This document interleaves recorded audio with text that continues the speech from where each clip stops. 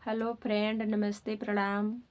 मैं आप लोगों को एक न्यू देवी गीत सुना रही हूँ। अगर आप लोगों को अच्छा लगेगा तो लाइक, शेयर, कमेंट, सब्सक्राइब ज़रूर करना और कमेंट करके बताना आप लोग की हमारी गीत कैसी लगती है। फ्रेंड, भक्ति गीत है, बहुत सुंदर। कैनी हम कवन कसूर हो, नजरिया से दूर कैलू मैया। कैली हम कवन कसूर हो, नजरिया से दूर कैलू मैया।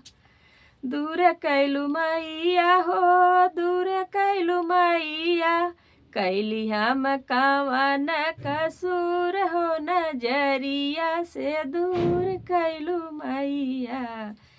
सब कात देलू मैया, मांगी के सिंदूरवा। सब कात देलू मैया, मांगी के सिंदूरवा। हमारा के गैलू काहे भूल हो, नजरिया से दूर कैलू मैया। हमारा के काहे गैलू भूल हो, नजरिया से दूर कैलू मैया।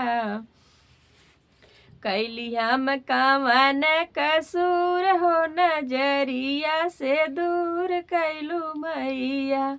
सबके त दिहलू मैया, गोदी में ललनवा। सबका त दिहलू मैया, गोदी में ललनवा।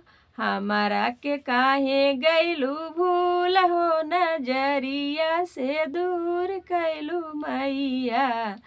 हमारा के गैलू काहे भूल हो, नजरिया से दूर कैलू मैया।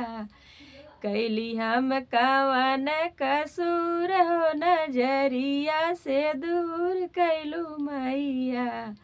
कैली हम कवन कसूर हो, नजरिया से दूर कैलू मैया।